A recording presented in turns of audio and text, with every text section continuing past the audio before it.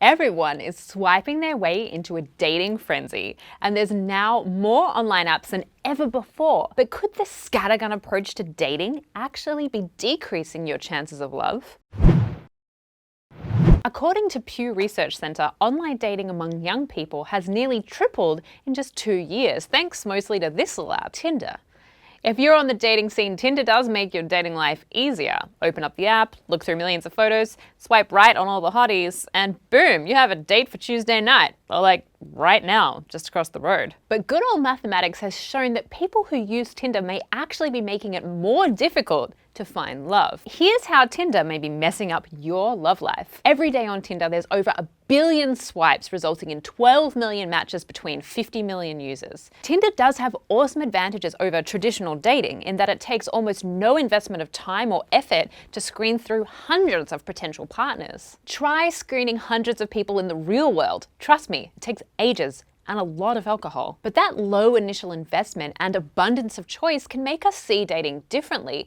Tinder makes us see the search for love the same way we might search for a car. When you buy a car, you go online, you look at all the models, and then you pick the best match for you. And once you've found that optimal car that best fits your needs online, you trudge out to the car yard, see the car you've chosen in person, fall in love, and buy it. The good news is with cars, you usually have a pretty limited number of options. So say you're like, I want a sporty car, under 20,000, less than 5 years old, that's also a hybrid. There's only like a dozen cars that fit that description that you can buy. And finding the best match for your needs is pretty simple. But if we see dating as a search for the best, then we've basically screwed ourselves over. For example, maybe you go out on a Tinder date with a guy you really like. You go on a few more dates and he seems like maybe he's the one. And then choice kicks in and you think, well, this guy's great and all, but how will I ever know if he's the best match unless I look at them all? And since there's a million options to choose from, you are going to be dating for a very long time. The search for the best match amongst millions of options sets us up for another problem called the grass is greener conundrum.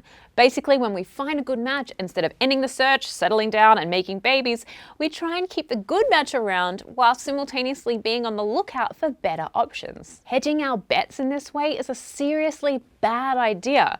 And don't take my word for it, MIT researcher Dan Ali proved mathematically that keeping our options open is a bad idea. Ali tested his students by playing a game.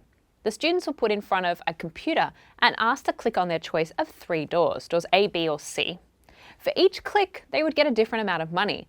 Doors A and B gave more money than door C. So naturally, participants clicked a lot on doors A and B. But when participants were told that the doors would disappear permanently if they didn't click on them for 10 clicks, players would keep coming back to click on door C just to make sure it didn't disappear, even though they knew that door C was a bad option. And this is what happens with Tinder. We might have an awesome boyfriend who also knows how to operate more than one appliance in the kitchen and also enjoys watching Orange is the New Black. But we'll still keep dipping into the cesspool of Tinder dates just to keep our options open. Even though Tinder makes finding a match relatively simple, unless we decide to commit to our partner and put the dating app away, we'll never reach that type of deep level of commitment that relationships are made of. So I, Jade Lovell, am encouraging you all to close down those dating apps and just love the one you're with. Commit, people! Don't worry if it turns out the one you're with isn't perfect. There's always Ashley Madison. What do you guys think? What's been your experience of online dating? Have you used Tinder to find the one? Or are you still in that dating pool? Let us know in the comments below. Hi everyone, I'm Jade Lovell, resident science nerd on the Young Turks Network. You're watching SciQ and we know you don't want to miss an episode, so please click the subscribe button down below.